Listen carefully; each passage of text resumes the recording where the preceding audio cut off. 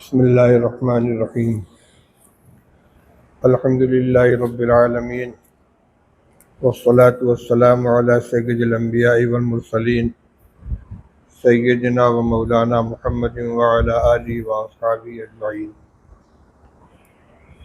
اما بعد، فعن عبداللہ بن عمرو بن العاص رضی اللہ عنہما قال قال رسول اللہ صلی اللہ علیہ وسلم قد افلح من اسلم ورزق کفافا قنعه اللہ بما آتاہ، رواہ مسلم۔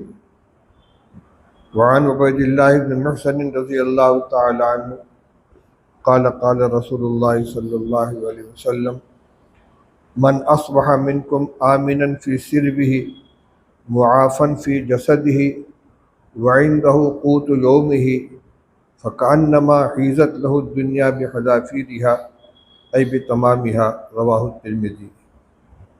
او کما قال رسول اللہ صلی اللہ علیہ وسلم۔ محترم بزرگ و عزیز اور بھائیوں، میں نے ابھی آپ کے سامنے مشکوٰۃ شریف کی کتاب الرقاق کی دو حدیثیں پڑھی ہیں۔ ایک کے راوی حضرت عبداللہ ابن عمرو بن عاص رضی اللہ عنہما ہے، جو مسلم شریف کی حدیث ہے، اور دوسرے کے راوی حضرت عبید اللہ ابن محسن رضی اللہ عنہ ہے۔ یہ روایت صاحب مشکوٰۃ ترمذی شریف سے لی ہے۔ انہی دونوں روایتوں کا مختصر مضمون آپ کے سامنے بیان کرنا چاہتا ہوں۔ پہلی حدیث ہے، عبداللہ ابن عمرو بن عاص رضی اللہ عنہما ارشاد فرماتے ہیں کہ رسول اللہ صلی اللہ علیہ وسلم نے ارشاد فرمایا قد افلح من اسلم ورزق کفافا وقنعه اللہ بما آتاہ، وہ شخص کامیاب ہے، فلاح یاب ہے جس میں یہ تین باتیں پائی جائیں۔ من اسلم، جو مسلمان ہے، اللہ نے اس کو ایمان کی دولت سے نوازا ہے، خواہ وہ خاندانی اور پیدائشی مسلمان ہو یا ایمان میں داخل ہو کر مسلمان بنا ہو۔ پہلی شرط یہ ہے کہ وہ مسلمان ہو۔ نمبر دو، روزی کا کفافن، اس کو بقدر ضرورت روزی عطا کی گئی جس سے اس کا کام چل سکتا ہے، نہ بہت خوشحال ہے نہ بہت تنگ دست ہے۔ کفاف کا ترجمہ ہوتا ہے برابر سرابر، جتنا کمایا خرچ کیا، جتنی آمدنی اتنا خرچ، ضرورت پوری ہو رہی ہے۔ تو پہلی شرط یہ ہے کہ وہ مسلمان ہو۔ دوسری بات یہ ہے کہ اس کو بقدر ضرورت برابر سرابر روزی ملی ہو۔ نمبر تین، قنعہ اللہ بما آتاہ، اللہ تعالیٰ نے اسے جو کچھ عطا فرمایا ہے اس پر اس کو قانع بنا دے، قناعت کی صفت اسے عطا فرما دے۔ حرص نہیں ہے، پریشانی نہیں ہے، جو اللہ نے دیا اللہ کا شکر ہے، اس پر قناعت ہے۔ رسول اللہ صلی اللہ علیہ وسلم فرماتے ہیں کہ جس شخص میں یہ تین صفتیں پائی جائیں، مسلمان ہو، بقدر ضرورت روزی ملے، اور اللہ نے اس کو قناعت کی صفت سے نوازا ہو، وہ افلاح، کامیاب ہے، فلاح یاب ہے۔ فلاح کا مطلب یہ کامیابی دنیا کے اعتبار سے بھی ہے، جہاں اسے کوئی پریشانی نہیں ہے، اور آخرت کے اعتبار سے بھی ہے۔ اسی سے ملتا جلتا ایک دوسرا مضمون حضرت عبید اللہ ابن محسن رضی اللہ تعالیٰ عنہ کی روایت میں ہے۔ وہ فرماتے ہیں کہ رسول اللہ صلی اللہ علیہ وسلم نے ارشاد فرمایا من اصبح منکم آمنا فی سربہ معافا فی جسدہ وعندہ قوت یومہ فکأنما حیزت لہ الدنیا بحذافیرها۔ ارشاد فرمایا کہ جس شخص نے اس حال میں صبح کی کہ اپنی ذات میں وہ مطمئن ہے، کوئی خوف نہیں ہے، کوئی اندیشہ نہیں ہے، کوئی ڈر نہیں ہے، امن کی حالت میں ہے۔ امن خوف کے مقابلے میں آتا ہے۔ آمناً فی سربہ، اپنی ذات کے اعتبار سے وہ امن میں ہے، اطمینان میں ہے۔ معافاً فی جسدہ، اپنے جسم کے اعتبار سے عافیت میں ہے، کوئی ناقابل برداشت تکلیف نہیں ہے، بیماری نہیں ہے۔ چھوٹی موٹی پریشانیاں تو انسان کے ساتھ لگی رہتی ہیں، لیکن جب اس سے پوچھا جاتا ہے کیا حال ہے، کہتا الحمدللہ، تو جتنے پر الحمدللہ کہتا ہے وہ عافیت ہے۔ تو جس شخص نے اس حال میں صبح کی کہ ذاتی ذات کے اعتبار سے امن و اطمینان میں ہے اور جسم کے اعتبار سے عافیت میں ہے، وَعِندَهُ قُوتُ يَوْمِهِ، اور اس کے پاس آج کی روزی موجود ہے، ذخیرہ نہیں ہے، مہینے بھر کی خوراک نہیں، آج کی روزی موجود ہے، اپنے متعلقین کی، اہل و عیال کی، آج کے پاس کا کھانا اس کے پاس آج کی آمدنی موجود ہے۔ فرمایا جس کے پاس یہ تین چیزیں ہیں، فَكَأَنَّمَا حِيزَتْ لَهُ الدُّنْيَا بِحَذَافِيرِهَا، گویا ساری دنیا پوری کی پوری سمیٹ کر اس کے قدموں میں ڈال دی گئی ہے۔ یہ اللہ کے رسول صلی اللہ علیہ وسلم کے ارشاد ہے۔ اگر کسی کے پاس قارون کی دولت ہو تب بھی وہ اتنا ہی کھائے گا، اور جو روز کنواں کھودے گا، روز پانی پیے گا، ٹھیلا لگائے گا، وہ بھی اتنا ہی کھائے گا۔ ایک شخص کی اگر یومیہ خوراک گھر کی اس کی مثال کے طور پر 100 روپیہ ہے تو وہ 100 روپیہ کمائے گا تب بھی 100 ہی روپیہ خرچ کرے گا، اور لاکھ روپے کی آمدنی ہوگی تب بھی اتنا ہی کھائے گا۔ سونا چاندی تو نگلے گا نہیں، نہ نوٹ کھائے گا، وہی دال روٹی چاول اس کو بھی ملے گا، اس کو بھی ملے گا۔ عِندَهُ قُوتُ يَوْمِهِ، آج کی روزی اس کے پاس موجود ہے۔ آپ فرماتے فَكَأَنَّمَا حِيزَتْ لَهُ الدُّنْيَا بِحَذَافِيرِهَا، گویا ساری دنیا پوری کی پوری اس کے قدموں میں ڈال دی گئی ہے۔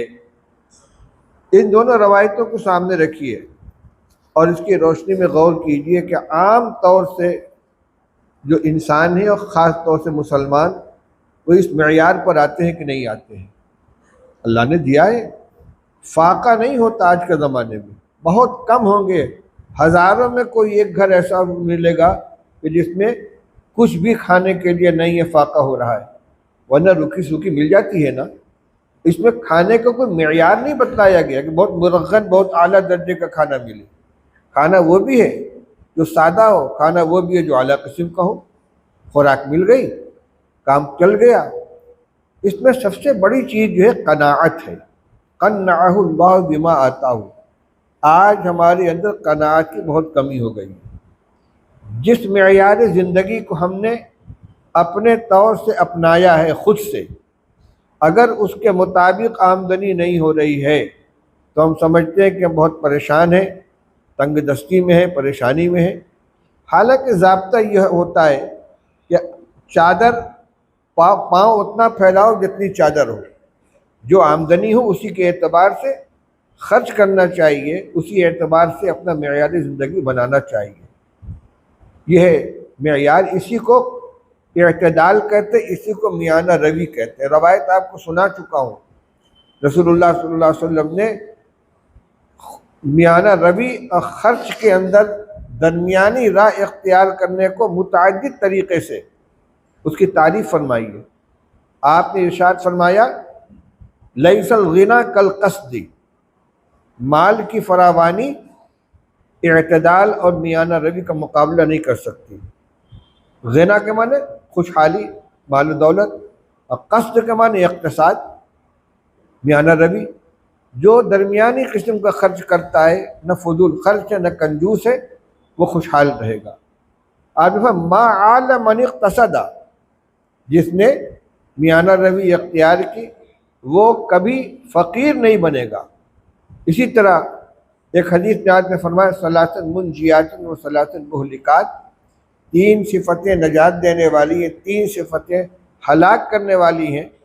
ان تین صفتوں میں جن کو آپ نے کامیابی کا نسخہ قرار دیا، نجات دہندہ بنایا ہے، اس میں ایک یہ القصد فی الغنا والفقر، خوشحالی اور تنگ دستی ہر حال میں میانہ روی اختیار کرنا۔ اگر آدمی اس کا مزاج بنا لے کہ جو ہماری آمدنی کی پوزیشن ہے، جو ہمارا انکم کو سورس آف انکم ہے، اسی اعتبار سے وہ اپنا زندگی کا معیار بنائیں گے، کھانا، پہننا، دوا، علاج، رہائش اور دیگر ضروریات، لباس، اسی معیار کا رکھیں گے جو ہماری حیثیت جو اللہ نے عطا فرمایا ہے، اور اس پر دل سے راضی ہو جائے۔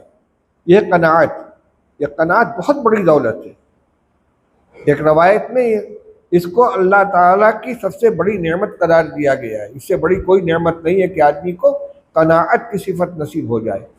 یہ روایت بھی آپ کو سنا چکا ہوں، رسول اللہ صلی اللہ علیہ وسلم نے ارشاد فرمایا کہ اللہ تعالیٰ یہ ارشاد فرماتے ہیں، یا ابن آدم تفرغ لعبادتی، اے ابن آدم میری عبادت کے لیے اپنے کو فارغ کر لے، املا صدرک غنی واسد فقرک، میں تیرے دل کو بے نیازی سے بھر دوں گا اور تیرے فقر کا راستہ بند کر دوں گا۔